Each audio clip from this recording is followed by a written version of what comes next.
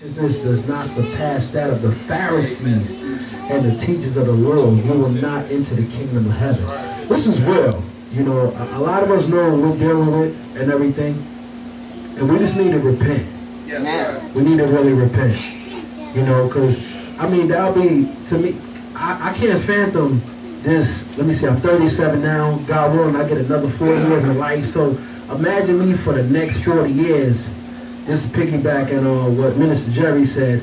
I'm still in the same spot spiritually. I'm still dealing with the same sin that I never choose to repent of.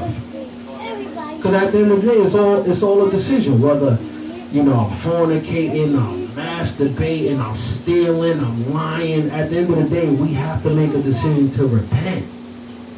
If not, we're worshiping in vain. So I just want to challenge all of us to do God's will. Because we can do all the other stuff. We can bring people to church. We can read the Bible. We can pray for hours. We can preach on the trains. All that stuff. All that's great. But if we're not living the life personally, it's in vain. Yes, sir.